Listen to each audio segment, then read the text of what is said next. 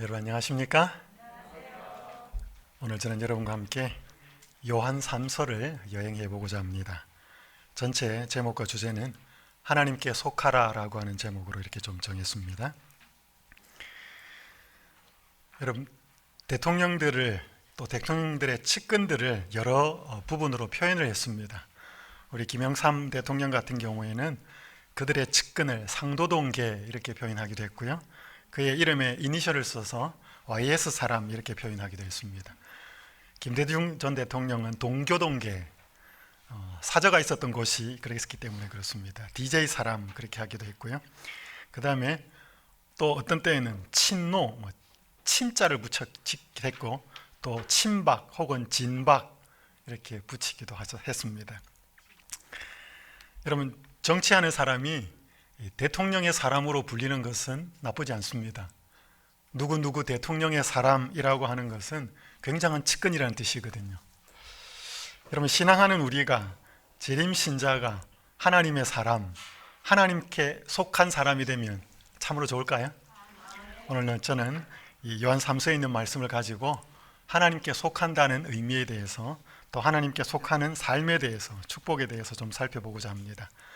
오늘 주제 구절과 키워드는 요한 3서에 있는 요한 3서 한 장으로 되어 있는데 11절의 말씀입니다.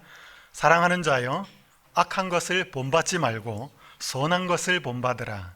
선을 행하는 자는 하나님께 속하고 악을 행하는 자는 하나님을 배웁지 못하였느니라. 그래서 오늘 키워드는 하나님께 속하기라는 그런 부분으로 가지고 왔습니다. 여기 하나님께 속하다라고 하는 부분을 선을 행하는 자는 누구든지 하나님으로부터 온다 이렇게 되어 있습니다. 하나님으로부터 온다면 위로부터 온다는 뜻이고, 이 다른 말로 하면 거듭남이라고 하는 의미로도 해석이 됩니다. 그래서 하나님께 속한다라고 하는 그 의미에 대해서 좀 계속 살펴보도록 하겠습니다. 먼저 요한 3서의 서론 부분을 간단하게 좀 살펴보고 말씀을 이어가겠습니다. 요한 2서가 순회를 하면서 교회의 문제를 일으켰던 거짓 교사들을 경계하기 위해서 기록되었습니다. 그렇다면 요한 3서는 디오드레베라고 하는 한 사람의 활동으로 인해서 교회에 좀 분쟁이 생기고 분란이 생겼는데 그것들을 바로잡기 위해서 기록된 것으로 알려져 있습니다. 요한 3서는 편지를 받는 수신자가 신원이 잘 밝혀지지 않았는데 가이오라고 하는 사람입니다. 이 가이오라고 하는 사람은 당시 그레코 로망 그 헬라 시대에 흔한 이름이었다고 합니다. 가이오는 순회를 하면서 복음을 전하던 전도자들에게 아주 물질로나 마음으로 나타낸 여러 환대들로 인해서 많은 칭찬을 받던 신실한 그리스도인이었고, 장로 요한, 사도 요한이 그에게 개인 서신으로 보낸 편지입니다. 요한 2서와 요한 3서의 이 문체가 굉장히 유사성이 있는데요, 이 두 편지는 동일한 저자의 서신임을 보여주고 있습니다. 요한 2서가 없었다면 요한 3서는 누가 썼는지를 잘 몰랐을 텐데, 요한 2서가 요한이라고 하는 사도에 의해서 썼다고 하는 것은 거의 논란이 없습니다. 그렇기 때문에 요한 2서의 저자를 요한으로 받아들이는 사람은 요한 3서의 저자도 요한으로 받아들이는 데는 무리가 없습니다. 그래서 요한 1, 2, 3서라고 하는 이름이 붙어 있습니다. 요한 3서는 AD 96년에 밤모섬에서 석방된 요한이 마지막 생애를 보내는 곳이 에베소였는데, 그곳에서 마지막 사역을 하면서 4권의 성경을 기록하는데 요한복음과 요한 1, 2, 3서를 기록합니다. 그 중에 하나라고 이해하시면 되겠습니다. 그렇게 길지 않은 성경 구절이기 때문에 먼저 제가 요한 3서 전체를 읽고 진행을 하도록 하겠습니다. 장로인 나는 사랑하는 가이오 곧 내가 참으로 사랑하는 자에게 편지하노라. 사랑하는 자여, 내 영혼이 잘됨 같이 내가 범사에 잘되고 강건하기를 내가 간구하노라. 형제들이 와서 내게 있는 진리를 증언하되 내가 진리 안에서 행한다 하니 내가 심히 기뻐하노라. 내가 내 자녀들이 진리 안에서 행한다 함을 듣는 것보다 더 기쁜 일이 없도다. 사랑하는 자여, 내가 무엇이든지 형제 곧 나그네 된 자들에게 행하는 것은 신실한 일이니 그들이 교회 앞에서 너의 사랑을 증언하였느니라. 내가 하나님께 합당하게 그들을 전송하면 좋으리로다. 이는 그들이 주의 이름을 위하여 나가서 이방인에게 아무것도 받지 아니함이라. 그러므로 우리가 이 같은 자들을 영접하는 것이 마땅하니 이는 우리로 진리를 위하여 함께 일하는 자가 되게 하려 함이라. 내가 두어 자를 교회에 썼으나 그들 중에 으뜸되기를 좋아하는 디오드레베가 우리를 맞아들이지 아니하니 그러므로 내가 가면 그 행한 일을 잊지 아니하리라. 그가 악한 말로 우리를 비방하고도 오히려 부족하여 형제들을 맞아들이지도 아니하고 맞아들이고자 하는 자를 금하여 교회에서 내쫓는도다. 사랑하는 자여, 악한 것을 본받지 말고 선한 것을 본받으라. 선을 행하는 자는 하나님께 속하고 악을 행하는 자는 하나님을 배웁지 못하였느니라. 데메드리오는 뭇사람에게도 진리에게서도 증거를 받았음에 우리도 증언하노니 너는 우리의 증언이 참된 줄을 아느니라. 내가 네게 쓸 것이 많으나 먹과 붓으로 쓰기를 원하지 아니하고 속히 보기를 바라노니 또한 우리가 대면하여 말하리라. 평강이 내게 있을지어다. 여러 친구가 내게 문안하느니라. 너는 친구들의 이름을 들어 문안하라. 아멘. 먼저 하나님께 속한 자의 복에 대해서 좀 살펴보도록 하겠습니다. 요한3서 시작의 1, 2절은 장로인 나는 사랑하는 가이오 곧 내가 참으로 사랑하는 자에게 편지하노라. 사랑하는 자여, 내 영혼이 잘됨 같이 내가 범사에 잘되고 강건하기를 내가 간구하노라. 여기 장로라고 하는 표현은 그 당시 교회의 지도자인 사도라고 요한이 쓰지 않고 훨씬 더 친근한 이름인 장로라고 하는 이름으로 자신을 표현하고 있습니다. 말씀드린 것처럼 가이오는 그 당시에 흔했던 이름으로 알려져 있습니다. 여기 사도는 이 가이오에게 편지를 쓰면서 사랑하는 자의 영혼이 잘됨 같이 내가 범사에 잘되고 강건하기를 내가 구한다라고 말씀하고 있습니다. 여러분, 이 성경 구절은 종종 한 번씩 보셨죠? 보통 카드에도 있고 특별히 인사를 할 때나 이 구절은 대단히 유명한 구절이어서 사람들은 잘 알고 있는데요. 근데 이 구절은 오해가 될 수 있는 구절입니다. 그리고 흔히 오해가 되기도 합니다. 여러분, 그리스도인은 범사에 잘 됩니까? 범사에 강건합니까? 물론 이것은 기원입니다. 한 영적인 지도자가 편지를 받는 사람에게 그런 축복이 있었으면 좋겠다라고 하는데, 이 모든 것이 초점이 하나님께 속한 복이 아니고 이것을 자칫 세상이 생각하는 개념으로 이해해 버리면 이 부분은 많은 오해의 소지가 있게 됩니다. 자녀 문제나 직장 문제나 혹은 인간관계의 문제나 혹은 먹고 사는 문제나 이 모든 것들에 있어서 범사에 잘 되기를 바란다. 그런데 내 삶은 왜 이렇지? 이 하나님께 속한 복이 아니라 잘못된 세상에 속한 복의 개념으로 이해를 하면 문제가 생기는 구절이지요. 여러분, 제가 대학원 시절에 공중전도라고 하는 한 학과목 때문에 중국 심양에 우리 대학원생들 또 목사님들과 함께 전도회를 하러 갔습니다. 그때 그 한 목사님의 아파트에 저희가 다 머물렀는데 대부분의 아파트 문에 이렇게 복주머니 그림이 붙어져 있었고 혹은 또 복주머니에 쓰여진 복복자가 쓰여져 있는 그림이 붙어 있는데 이게 전부 다 거꾸로 붙어 있었습니다. 이게 복복자거든요. 그래서 제가 거기에 있는 목사님 딸이 대학생이었기 때문에 물었습니다. 왜 이렇게 복복자를 바로 붙여놓지 이렇게 거꾸로 뒤집어서 붙여놓냐 그러니까 그 목사님 딸이 한 말이 재밌었습니다. 목사님, 복쏟아지라고요. 이 복을 뒤집어서 붙여놓은 것입니다. 그게 어떤 때는 복주머니도 있어요. 복주머니에 복복자가 쓰인 것도 뒤집어서 붙여놓은 것입니다. 그래서 집안에 복이 쏟아지라고 복복자를 거꾸로 붙여놨다는 것입니다. 재미있었습니다. 여러분, 중국 사람만 복받기를 원할까요? 복받기 원하는 사람들은 모두 다 대상이죠. 근데 우리가 그 복을 세상에 속한 복으로 이해한다면 우리의 신앙에 있어서는 많은 시험이 들 수도 있습니다. 여기 김영국이라는 개신교 목사가 쓴 교회 안의 거짓말이라고 하는 책이 있는데 신앙을 하지만 오해하고 있는 부분들에 대해서 나름 성경대로 풀어준 책인데 재미있었습니다. 여기에 보면 이렇게 말합니다. 구원과 믿음과 복을 성경에서 가르치는 의미로 사용하지 않고 일반적인 문화나 사회에서 쓰는 의미로 받아들이면 문제는 심각해집니다.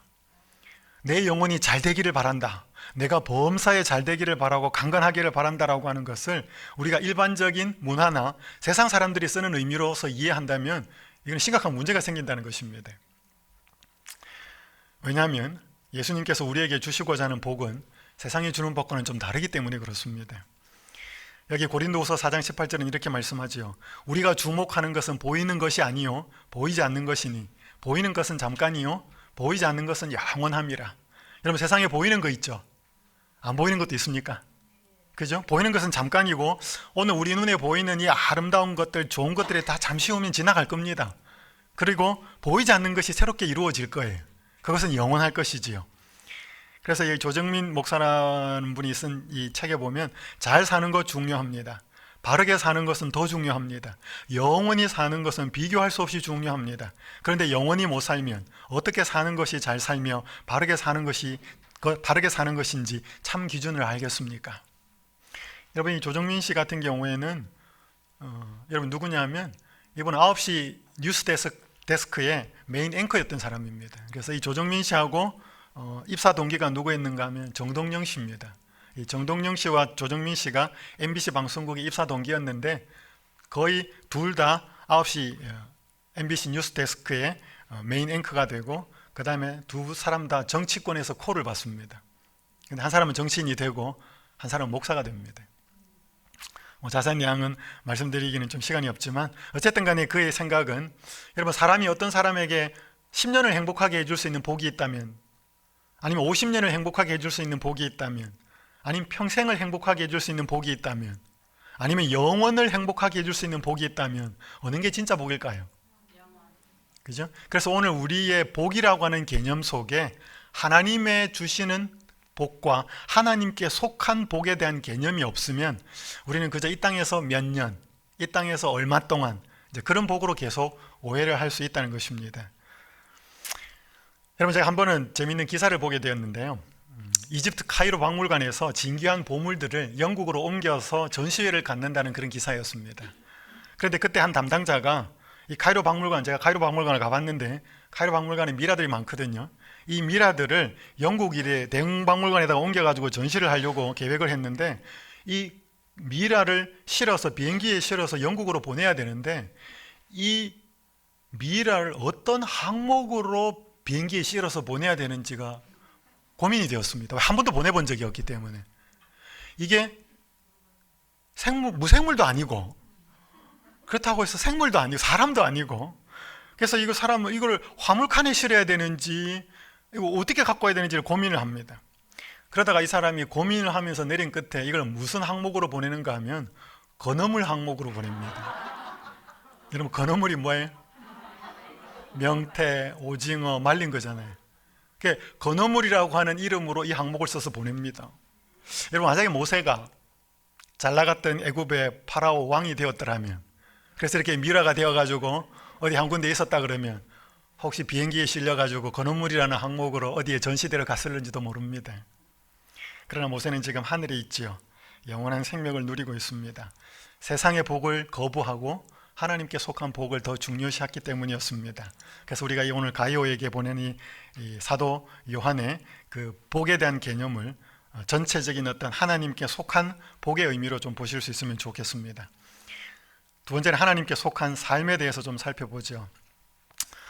여기 가이오는 사도 요한이 편지를 쓰기를 이렇게 말합니다. 3절 형제들이 와서 내게 있는 진리를 증언하되 내가 진리 안에서 행한다 하니 내가 심히 기뻐하노라. 내가 내 자녀들이 진리 안에서 행한다 함을 듣는 것보다 더 기쁜 일이 없도다.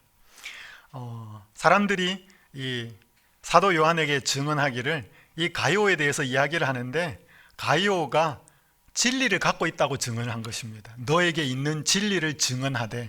그래서 이 가이오는 진리를 갖고 있는 사람이었습니다. 어떤 의미인지는 좀 생각해 보시면 좋겠습니다. 가이오가 진리를 갖고 있었으되 또 사람들이 와서 말하기를 가이오는 진리 안에서 행하고 있다라고 사도 요한에게 증언해 준 겁니다. 그러니까 이 가이오는 진리를 갖고 있는 사람이었고 진리를 마음에 소유하고 있는 사람이었고 이 가이오는 진리 안에서 행하는 사람이었습니다. 그것이 바울에게 들려온 사도 요한에게 들려온 것이죠. 그래서 첫 번째 오늘 좀 생각할 것은 하나님께 속한다라고 하는 개념은 어떤 개념인가 하면 진리를 일단 갖고 있어야 된다는 것이죠. 우리의 마음속에 샛별과 같은 뚜렷한 진리인 하나님의 말씀이 마음속에 소유가 되어 있어야 하고 그런데 그것이 이론으로만 갖고 있는 것이 아니라 진리 안에서 실천하고 사는 삶이 하나님께 속한 삶이라고 할 수 있습니다. 여기 이어서 말씀이 기록되어 있는데, 그러면 이 가이오가 진리 안에서 행한다고 하는 것이 구체적으로 좀 뭐였는가를 또 설명하고 있습니다. 사랑하는 자여, 내가 무엇이든지 형제 곧 나그네 된 자들에게 행하는 것은 신실한 일이니 그들이 교회 앞에서 너의 사랑을 증언하였느니라. 그러니까 이 가이오가 진리를 갖고 있을 뿐 아니라 진리 안에서 행한다는 것이 무엇인지 구체적으로 나오고 있습니다. 그 구체적인 게 뭐냐 하면, 당시에 나그네 된 자들, 특별히 이 나그네 된 자들은 그냥 이렇게 막 떠돌아다니는 사람이 아니고 복음을 전하기 위해서 순회 복음 선교를 하는 그런 사람들이었습니다. 그런 사람들이 뭐 집도 거주지도 불편하고 먹는 것도 없고 그러한 상황 속에 있는데, 이 가이오라는 사람이 이들을 잘 챙기고 환대하고 돌봐줬다는 것입니다. 그래서 나그네 된 자들에게 행하는 것은 신실한 일인데, 그들이 이렇게 환대를 받고 또 대접을 받았던 사람들이, 왜냐하면 순회 전도자들이기 때문에, 여러분 이 순회 전도자들, 여러분 이 신약 성경에 있어서 많은 편지서는 그 당시에 있었던 거짓 교사들, 거짓 선지자들, 그래서 다음에 살펴본 유다서는 거기에 대해서 굉장히 경고하고 있는 내용이 기록되어 있거든요. 그러니까 그 사람들은 특별히 사도들이 써준 추천서를 가지고 다녔습니다. 그래서 바울은 또 편지 쓰기를, 내가 그런 추천서가 필요 있겠냐 라고 말하는 것도 포함되어 있는 것처럼, 그러니까 이 순회 복음 전도자들은 사도들과 대단히 밀접한 관계가 있었습니다. 그러니까 이 가이오에게 이러한 환대를 받고 대접을 받은 사람들이 가이오에 대해서 사도 요한에게 이야기를 해준 거죠. 그들이 교회 앞에서 너가 어떤 사랑을 했는지, 어떤 사랑을 베풀었는지를 증언해 줬다는 것입니다. 그것을 이제 사도 요한이 설명하고 있는 것이죠.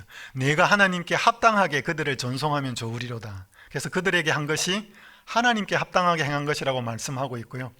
이는 그들이 주의 이름을 위하여 나가서 이방인에게 아무것도 받지 아니함이라. 그러니까 그들이 뭐 돈을 받는 것도 아니고 무슨 월급을 받는 것도 아니고 뭔가 그렇게 가난하고 힘들다는 거죠. 그래서 그러므로 8절, 우리가 이 같은 자들을 영접하는 것이 마땅하니, 그렇게 복음을 전하며 헌신하는, 전적으로 헌신하는 사람을 잘 섬기고 돌봐주는 것이 마땅하다. 너가 그렇게 했다, 그 뜻이죠. 이는 우리로 진리를 위하여 함께 일하는 자가 되게 하려 합니다. 그래서 우리가 그렇게 직접 가서 순회하는 복음 전도자들처럼 살지는 못하더라도 그들을 따뜻하게 재워주고 밥 한 끼 대접하고 노자도 좀 챙겨주고 그들을 위해서 헌신하는 그 일도 진리를 위하여 함께 일하는 자가 된다 라고 이야기하면서 먼저 하나님께 속한 삶이 어떤 삶인지를 이 사도 요한이 가이오의 삶을 들어서 말하고 있습니다. 결국 여러분, 우리가 진리라고 하는 것은 이론이 아니라는 거죠. 내가 성경 말씀을 많이 안다고 해서 하나님께 속했다고 말할 수 있는가? 뭐 아니라고 할 수는 없겠지만 그것이 지식으로만 있어서는 안 된다는 것을 보여주는 것입니다. 제가 몇 년 전에, 꽤 시간이 좀 됐습니다, 권위는 한 기독교 잡지를 읽는데 거기에서 개신교 목사들을 대상으로 설문조사를 했다는 재미있는 기사가 있었습니다. 그 설문 내용은 이것이었습니다. 교회에서 제일 불편하고 무서운 사람은 누굽니까? 개신교 교회 목사들에게 물었습니다. 세 번째가 신학 공부한 장로라 그럽니다. 좀 안다는 거죠. 2위가 철학기도 잘하는 사람, 1위가 40일 금식 기도한 사람. 이게 실제로 그 목사들이 대답한 답이에요. 이런 사람들은 불편하다는 것입니다. 뭔가 성경도 많이 알고 뭔가 기도도 하고 뭐 자기가 뭐 좀 받았다 그러고 뭐 이러니까, 여러분 결국 이것이 신학 공부를 하고 기도를 잘하고 성경도 많이 알고 그렇다 그러면 일단은 영적인 사람으로 우리가 볼 수 있지 않겠습니까? 뭐 진리를 안다고 할 수 있지 않겠습니까? 그런데 진리를 알고 있는데 뭐예요? 그것이 따뜻한 사랑으로 실천이 되지 않는다면 그것은 굉장히, 이것을 알고 더 많이 이 부분에 관심을 쏟는 만큼 다른 사람들한테 부담을 줄 수도 있죠. 여러분, 성경에 죄에 대한 정의가 여러 개 나옵니다. 뭐 여러 개가 나오고 뭐 헬라어 원어도 그렇고 히브리 원어도 그런데, 성경이 말하는 죄의 중요한 정의는 불법입니다. 법을 어기면 죄인 것은 분명합니다. 그런데 그러니까 이거 나쁜 짓 안 하는 것이 필요하죠, 그죠? 그래서 그보다 또 더 중요하고, 뭐 이에 버금가는 중요한 그 구절이 있는데 그게 로마서 3장 23절에 나옵니다. 모든 사람이 죄를 범하였음에 하나님의 영광에 이르지 못한다 그랬습니다. 여러분, 여기 나쁜 일을 행하는 것이 죄이기 때문에 우리가 죄를 안 짓는다는 것은 중요합니다. 그죠?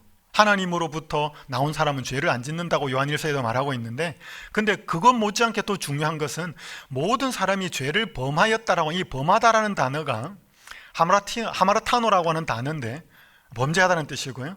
여기서 나오는 단어가 이제 하마르티아라고 하는 단어인데, 죄라는 단어입니다. 이 단어의 뜻은 뭐냐 하면, 표적, 여기 관역, 타겟이 있는데 이것에 꽂히지 않고 미달하거나 옆에 빗나가거나 아니면 심지어 더 많이 날아가가지고 넘어가거나, 그러니까 타겟을, 목적지를 벗어나고 빗나가는 것을 하마르티아라고 그럽니다.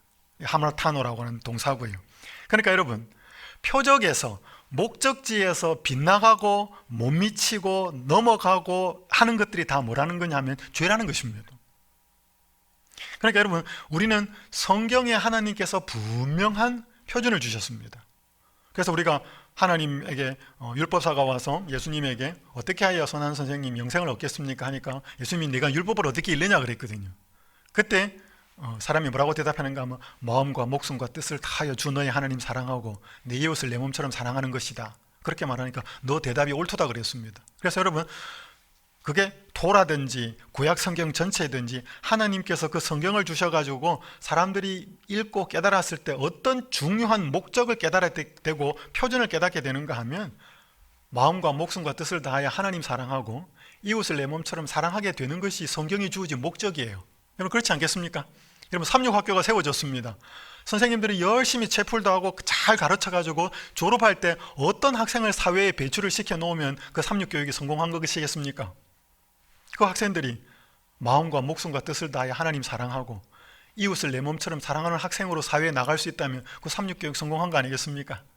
우리 목사님들이 교회에서 열심히 설교하고 성경 가르치고 신방해가지고 교인들을 어떤 사람으로 만들어 놓으면 그 목회가 성공한 겁니까? 마음을 다하고 목숨을 다하고 뜻을 다하여 하나님 사랑하고 내 이웃을 내 몸처럼 사랑하게 만들면 성공하는 거잖아요. 그것처럼 사랑하는 하나님의 분명한 표준이 있는데 죄라고 하는 것은 그 표준에 못 미치는다는 것입니다. 그래서 하나님의 영광에 이르지 못한다는 것입니다. 하나님의 영광은 여러분이 잘 아는 것처럼 하나님의 아름다운 품성이나 뭐 그런 거잖아요. 그러니까 여러분, 죄를 짓는 것이, 불법을 행하는 것이 죄를 짓는 것이지만, 그래서 하나님께서 요구하시는 우리의 삶은 죄를 안 짓는 것이 분명합니다. 포함이 됩니다. 그런데 또 중요하게 하나 포함되는 것은 사랑을 실천하는 것이 포함이 되죠. 그러니까 여러분, 사랑하지 못하는 것도 죄라는 것입니다. 그러니까 사람이 나쁜 짓 하는 것만 죄라고 생각하는데, 그러니까 사랑하지 못한 것도 죄라고 하는 것을 이해할 필요가 있습니다. 왜냐하면 그게 하나님의 표준에 못 미친 거거든요. 그러니까 여러분 보십시오. 하룻밤, 하루 여러분이 하루를 잘 보내시고 주무시기 전에 기도하잖아요. 기도할 때 잘못한 것들 기도하죠. 하나님, 이런 거 제가 잘못한 것 같습니다. 그거 기도합니다. 회개 기도하죠. 그런데 여러분, 그 잘못한 것은 분명히 기도하지만 생각나는 것을 오늘 내가 실천하고 행할 수 있었고 행해야 했던 사랑을 실천하지 않은 것도 회개합니까? 하나님, 제가 이렇게 사랑을 못했습니다. 오늘 더 친절하지 못했고 더 따뜻하지 못했고 더 온유하지 못했고 뭐 이런 것 하지 않았기 때문에 하나님, 이거 죄였습니다. 그거 기도하십니까? 그런 건 잘 안 해요. 그러니까 내가 나쁜 짓하고 불법을 행하는 것은 잘못이라고 생각해서 기도를 하는데, 회개를 하는데, 하나님의 온전한 사랑을 실천하지 못한 것에 대해서는 그걸 죄라고 생각하지 않습니다. 그게 죄의 또 다른 개념이 뭐냐 하면 하나님의 온전한 사랑의 목표치에 못 미치는 것도 죄라는 것입니다. 그러니까 여러분, 오늘 우리의 개념 속에 분명한 이해가 필요합니다. 나쁜 짓 안 하는 것 필요하지만 사랑을 실천하고 사는 것이, 그렇게 안 되는 것이 죄인이라는 것입니다. 교회 증언 2분에 이런 말씀이 있죠. 교회는 뭐가 부족하다? 사랑이 부족하다. 뭐 이거 아무리 강조해도 지나치지 않습니다. 실수하는 자를 위한 사랑은 이기심으로 가려 있다. 하나님의 백성들 사이에 이 귀한 은혜가 크게 부족하다. 뭐 우리 교회의 모습, 내 자신의 모습을 깊이 살펴볼 필요가 있습니다. 잘못한 사람은 온유와 겸손과 부드러운 사랑이 아니면 회복시킬 길이 없다. 그대의 태도에 주의하라. 표정이나 몸가짐, 단어나 어조에서 교만이나 자만의 빛을 제하라. 뭐 절대로 사람이 올바른 소리를 듣는다고 해서 고치지 않습니다. 그 올바른 소리를 할 때 그 올바른 소리를 하는 그 태도가 사랑으로 전달돼야 그게 깨달아진다는 것입니다. 그래서 예수님은 책망을 할 때도 그 책망하는 음성에는 눈물이 섞여 있었다는 그 표현이 그것입니다. 자, 그게 첫 번째, 하나님께 속한다고 하는 것은 가이오처럼 진리를 알고 다만 이것이 이론으로 그치지 않고 진리를 행하는 사람으로 나타났다 그랬습니다. 그것이 구체적으로 나그네들, 힘든 사람들 혹은 경제적으로 약한 사람들, 이런 사람들을 다 도와주고 환대하는 것이 가이오에게 있었던 그 당시에 중요한 칭찬이었습니다. 자, 두 번째는 사람과 진리에게 좋은 평가를 받는 삶이라는 것입니다. 여기 사랑하는 자여, 악한 것을 본받지 말고 선한 것을 본받으라. 선을 행하는 자는 하나님께 속한다. 제가 말씀을 드렸습니다. 악을 행하는 자는 하나님을 배웁지 못하였느니라. 데메드리오는 뭇 사람에게도 진리에게서도 증거를 받았음에 우리도 증언하노니 너는 우리의 증언이 참된 줄을 아느니라. 자, 가요에게 편지를 쓰면서 사도 요한은 또 데메드리오라 하는 사람을 또 인용을 합니다. 이 데메드리오는 정확하게 누군지는 자세히 알려져 있지 않지만 이 요한 3서의 이 내용이 순회 전도자들, 복음을 전하는 교사들에 관한 내용이기 때문에 이 데메드리오는 그렇게 속한 한 신실한 복음 순회 전도자였을 거라고 그렇게 알려져 있습니다. 그 사람은 뭇 사람에게서도 증거를 받고 진리에게서도 증거를 받았다는 것입니다. 여러분, 이 진리를 의인화시키는 것이죠.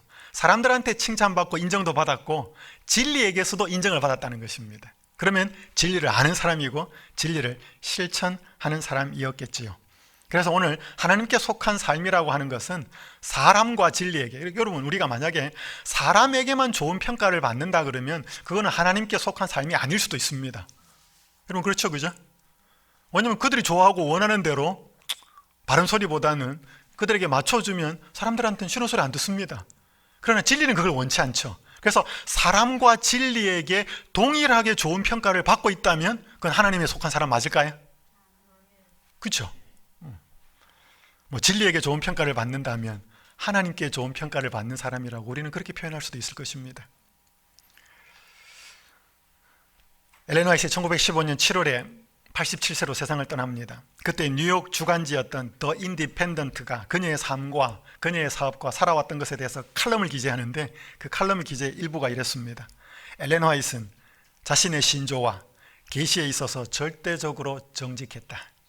그녀의 삶은 그것들과 부합되었다. 그녀는 영적으로 교만하지 않았고 더러운 이익을 구하지 않았다.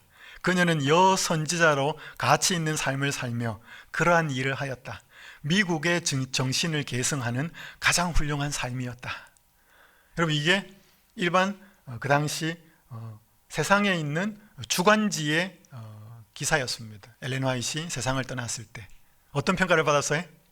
정직했다, 교만하지 않았다, 더러운 이익을 구하지 않았다, 자기가 말한 것과 말과 행동이 일치하는 삶이었다. 그리고 맨 마지막 부분은 미국의 정신을 계승하는, 미국이 어떻게 생겼어요? 메이플라워 타고 와가지고 뭐예요? 그 박해받아가지고 와가지고 종교의 자유를 찾아서 온 그런 사람들이 세운 나라가 미국이잖아요. 그러한 정신을 계승하는 가장 훌륭한 삶이었다 라고 세상 사람들이 평가하고, 그리고 여기 보니까 그녀는 여선지자였다. 세상 사람들이 그녀를 선지자로 평가했다는 것이죠.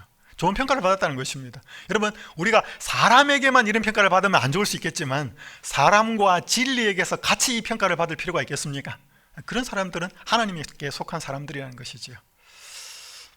여기 찰스 스펄전 목사가 이런 말을 했습니다. 독수리 눈을 가진 세상이 교회를 위한 경찰로 행동합니다. 여러분, 우리가 나쁜 짓 하면 경찰이 잡아가잖아요. 그리고 경찰이 교통신호를 잘 지키나 뭐 하는가 순찰도 하고 딱 있잖아요. 근데 오늘 교회의 경찰이 누구냐 하면 세상이라는 것입니다. 독수리 눈을 가진 세상이 교회를 위한 경찰로 행동합니다. 그것은 양이 길을 잃으면 맹렬히 짖는 개와 같습니다. 여러분, 목자들이 양떼들을 돌볼 때 양들이 막 그렇게 가면 다 쫓아갈 수 없으니까 개들을 풀어놓고 같이 이제 협력하는데, 만약에 양이 길을 잃으면 맹렬히 짖는 개와 같다는 거죠. 교회가 만약에 길을 잃으면 세상이 그렇게 비평하고 평가한다는 것입니다. 조심하십시오. 조심하십시오. 여러분의 사생활을. 저는 여러분이 공공생활을 바르게 하실 것이라 믿습니다. 기억하십시오. 세상의 판단이 크게 좌우되는 것은 여러분의 공공생활에 달려있다는 것을. 그래서 스펄전 목사님은 오늘 우리가 살아가지만 하나님의 평가도 우리가 분명히 받지만 세상이 독수리 눈을 가지고 교인들을 보고 있다는 것입니다. 그들의 사생활, 그들의 공공생활, 그들이 어떤 평가를 받고 있는지. 여러분, 우리가 좋은 평가를 받을 필요가 있습니까? 그리스도인이 세상에요? 그러면 좋은 평가를 받아야 교회 오고 싶은 마음이 나지 않겠습니까? 전도가 되지 않겠습니까? 교회가 세상 사람들한테 욕을 얻어먹으면, 물론 진리대로 살아서 욕을 얻어먹는 것은 괜찮습니다. 그거는 그건 그 사람들이 진리에 속한 삶을 모르기 때문에 자기들의 잣대로 판단하는 것이어서 진리대로 살아서 욕을 얻어먹는 것은 괜찮습니다. 그러나 법을 어기고 세상의 법을 어기고 이기적이고 욕심이 많아서 욕을 얻어먹는다고 하는 것은 그건 절대적으로 마이너스입니다. 복음에 아무런 도움이 되지 않기 때문에. 자, 세 번째, 하나님께 속한 사람의 삶의 첫 번째는 진리를 갖고 있고 진리를 실천하는 삶이고, 두 번째는 다른 타인과 그 다음에 진리에게서, 다른 말로 하면 하나님에게서 인정받는, 칭찬받는, 좋은 평가를 받는 삶이 하나님께 속한 삶이다라고 이야기하고요. 세 번째는 다른 사람이 진리 안에서 사는 것이 그게 그냥 아무렇지도 않은 게 아니고 너무너무 기쁨이 되는 삶을 하나님께 속한 삶이라고 그러는데, 이것은 편지를 쓰고 있는 사도 요한의 삶을 보고 그렇게 설명합니다. 형제들이 와서 내게 있는 진리를 증언하되, 가요에 있는 진리를 증언하되, 너가 진리 안에서 행한다 하니 내가 심히 기쁘다. 내가 내 자녀들이 진리 안에서 행한다 함을 듣는 것보다 더 기쁜 일이 없다. 사도 요한의 모습입니다. 그러니까 사도 요한은 하나님께 속한 사람이었습니다. 그는 가이오가 진리 안에 있고 그 진리를 실천하는 삶을 사는 걸 보니까 이 사도 요한은 너무 기쁘다는 것입니다. 여러분, 사람들이 다 진리 안에 산다고 기뻐하지는 않습니다. 오히려 시기가 날 수도 있고 그럴 수도 있다는데, 여러분, 같은 하나님께 속한 사람이고 진리가 있고 진리를 실천한 삶이기 때문에, 그리고 또 높은 신앙의 표준을 갖고 있고 하나님과 깊은 교제 속에 있기 때문에 이 사실이 기뻐 보이는 것이지요. 오늘 여러분들은 어떤 기쁨이 있으셔요? 오늘 초신자라든지 교회에 있는 사람이 진리를 더 갈급하고 또 사랑을 실천하고 그런 삶을 보면서 막 여러분도 기뻐하셔요? 여러분, 부모가 자식이 잘 되고 몸도 건강하고 마음도 건강하고 사랑을 나누고 막 그렇게 살면은 부모가 보기 얼마나 기쁘겠습니까? 그것처럼 이 영적인 지도자인 하나님께 속한 사도 요한은 가이오나 다른 사람들이 진리를 실천하고 사는 그것이 너무 기쁨이 된다. 내가 이것보다 더 기쁜 게 없다. 내가 뭐 돈이나 명예나 인기 이런 것으로 기쁘지 않고 사람들이 진리를 찾게 되고 진리 안에서 사는 것을 보는 그것이 내한테 너무 기쁘다. 여러분, 이건 하나님께 속한 삶이지요. 버나드 쇼가 이런 말을 했습니다. 동료 인간의 가장 나쁜 죄는 그들을 미워하는 것이 아니라 그들에게 무관심한 것이다. 무관심은 인간미 없는 인성의 핵심이다. 여러분, 사람을 미워하는 것도 나쁜 잘못이지만 아무 관심 없는 것은 더 나쁘다는 것입니다. 오늘 그들을 한번 좀 보셔요. 그들이 뭐 때문에 좋아라 하고 뭐 때문에 기뻐하고 뭐 때문에 애타하고. 여러분, 영혼에 관심이 있다는 것은 하나님께 속았다는 것입니다. 자, 이제 세 번째, 마지막으로 하나님께 속한 것처럼 보이는데 실상은 하나님께 속하지 않은 삶이 또 기록되어 있습니다. 내가 두어자를 교회에 썼으나 그들 중에 으뜸되기를 좋아하는 디오드레베, 이름이 비슷한 이름이 나오는데 데오드레베가 나오고 그 다음에 디오드레베가 나옵니다. 한 사람은 잘하는 사람이었고 한 사람은 삐딱한 사람이었습니다. 이 사람은, 이 디오드레베는 교회에 있는 사람이었습니다. 그렇지만 으뜸되기를 좋아했다 그랬습니다. 그리고 우리를 맞아들이지 않았다, 그러니까 사도를 맞아들이지 않았다라고 하는 표현도 될 수 있겠지만 사도가 쓴 편지를 맞아들이지 않았습니다. 거부했습니다. 그러니까 정당한. 그래서 첫 번째는 우리가 교회 안에 있다고 해서 다 하나님께 속한 것은 아닙니다. 그렇지만 그러니까 믿음 안에 있다고 하면서 으뜸되기를 좋아한다면, 좀 표현을 좀 고친다면 거룩하지 못한 야망을 갖고 있는 삶을 산다면 하나님께 속한 삶은 아니라는 것입니다. 두 번째, 믿음이 있다고 하면서, 그러니까 사도의 편지 혹은 사도의 어떤 그 권위를 받아들이지 않았죠. 그래서 이것은 지도자, 하나님께서 세우신 정당한 합법적인 지도자를 받아들이지 않고 지도자의 권위에 저항을 하는 삶이라 그러면 이것은 하나님께 속한 삶은 아니라고 할 수 있습니다. 제가 다음 시간에 좀 살펴보겠지만, 이 고라의 상황을 통해서 고라가 당시 모세와 아론을 배반한 것처럼 보였지만, 인간을 반대하는 것처럼 보였지만 그는 결국 하나님과 성령을 거부했거든요. 세 번째, 믿음 안에 있다고 하면서 여기 보니까 10절에 그러므로 내가 가면 그 행한 일을 잊지 아니하리라. 그가 악한 말로 우리를 비방하고도, 그러니까 우리를 비방했다는 말은 사도를 비방했다는 거죠. 그러니까 하나님의 정당한 권위로 세우신 지도자를 비방했다는 것입니다. 그러니까 믿음 안에 있다고 하면서 사도, 지도자를 비방하는 삶은 하나님께 속한 삶이 아니라는 것이죠. 네 번째, 여기 보니까 형제들을 맞이하지도 않고 맞아들이고자 하는 자들을 금하여서 교회에서 내쫓았다 그랬습니다. 그런 거 보라서 이 디오드레베는 굉장히 교회에서 뭔가 좀 이렇게 높은 직분이나 위치에 있는 사람인 것으로 이해가 됩니다. 그러니까 이건 출교를 시켰다는 것이거든요. 믿음 안에 있다고 하면서 사도의 혹은 지도자의 권면을 따르는 자들을 적대하는 삶. 그러니까 결국 이것이 뭐예요? 교회는 다니고 있지만, 신앙은 하고 있지만 자기 야망을 갖고 있고, 또 지도자의 권위에 저항을 하고 그들을 평가하고 비판하고 자기에게 안 맞고 또 편을 갈라가지고 안 맞는 사람 쫓아내고, 이런 것들이 전부 다 교회 안에 있지만, 교회 다니니까 하나님의 사람 혹은 하나님께 속했다라고 말할 수 있겠지만 아닌 세상 사람이라는 것을 보여줍니다. 저는 이제 글을 읽으면서 마무리를 하겠습니다. 캐롤 윈머라고 하는 한 교회 음악가가 이 음악 디렉터인데요, 글을 쓰기도 한 저술가인데, 내가 그리스도인이라 말할 때라고 하는 의미에 대한 글을 썼는데 한번 좀 읽어드리겠습니다. 내가 그리스도인이다고 말할 때는 나는 구원받았어 라고 소리치는 것이 아니라 나는 가끔 길을 잃곤 했어, 그래서 이 길을 선택한 거야 라고 속삭이는 것이다. 내가 그리스도인이다고 말할 때는 인간의 자부심을 가지고 말하는 것이 아니라 하나님이 인도자가 되시길 바라며 자신이 비틀거리는 자임을 고백하는 것이다. 내가 그리스도인이다고 말할 때는 강해지려고 노력하는 것이 아니라 자신이 약하다고 주장하므로 지속할 수 있는 힘을 기도하는 것이다.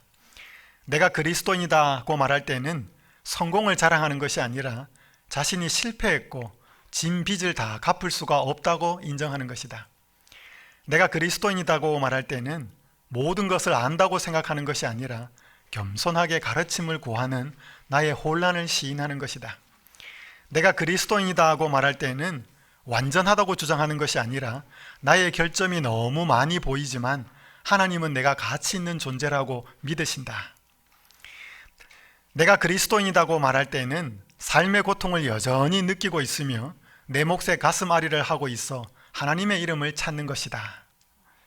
내가 그리스도인이라고 말할 때에는 판단하고 싶지 않음을, 판단할 권리가 내게 없음을, 나는 오직 사랑받고 있음을 알 뿐이다, 이렇게 했습니다. 그래서 이 저자가 쓴 글에 보면 내가 그리스도인이라고 말할 때는 앞으로 뭐 굉장히 많이 표현해가지고 잘나고 뭐 뛰어난 이거보다는 더 연약하고 더 무지하고 더 은혜가 갈구되고 더 부족하고 결점이 너무 많고 그런 것들 때문에 더 하나님께 나가서 간구하고 은혜를 찾는 사람이다라고 이야기하는 것입니다.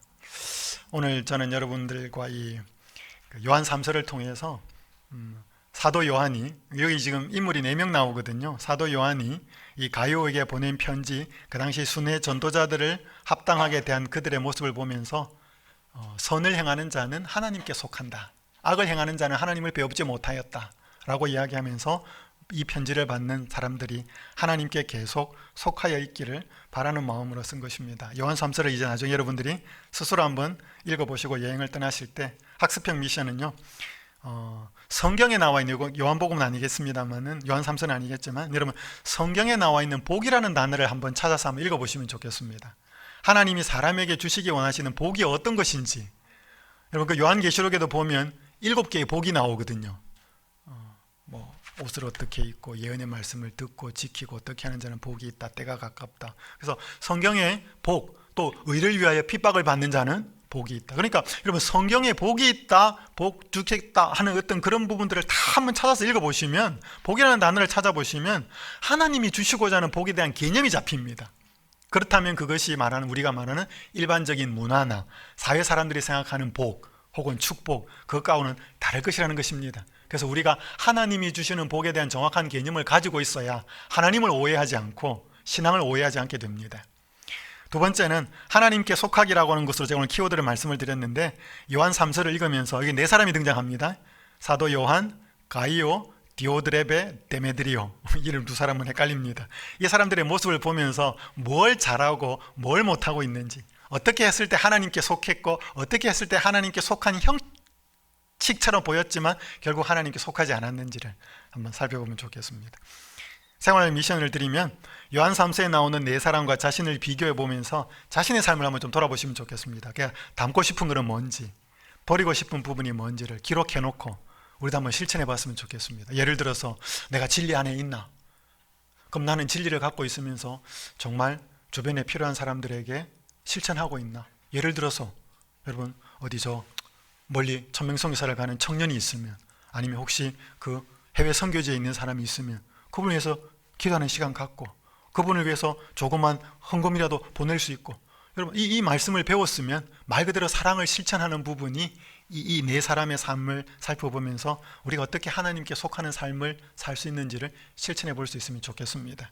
그리고 이번 한 주 주변을 돌아보면서 도움이 필요한 사람들에게 실제적인 사랑을 실천해 보는, 그래서 여기에 지금 사랑을 실천하는 삶에 대해서 이야기하고, 하나님께 속하는 자는 다 선을 행한다, 하나님으로부터 온 존재는 선을 행한다 라고 한 말씀을 좀 기억하시면서 요한 3서의 내용을 마무리하도록 하겠습니다. 기도드리겠습니다. 하늘에 계신 아버지 하나님, 저희가 진리를 안다고 하지만 너무 자주 그것이 저희들의 생각에만 머무르는 이론이 될 때가 많습니다. 하나님 아버지, 진리가 저희의 마음을 뜨겁게 하게 만들고, 진리가 저희의 손발을 움직일 수 있는 사랑을 실천하는 삶이 되도록 인도하여 주시옵소서. 특별히 복음을 전하기 위해서 모든 것을 뒤로하고 헌신하는 사역자들을 무관심하게 보지 않고 그들을 위해 기도하고, 그들을 위하여 그들에게 무언가 도움을 줄 수 있는 그러한 사랑도 이번 요한 3서를 읽고 나서, 배우고 나서 실천해 볼 수 있도록 인도하여 주시옵소서. 하나님 아버지, 저희가 어떠한 일을 하고 어떠한 선택을 하고 어떠한 행동을 하든지 그것이 하나님으로부터 연결되어서 하나님께 속한 자로서의 삶을 살도록 축복하여 주시옵소서. 예수님의 이름으로 간절히 기도드리옵나이다. 아멘.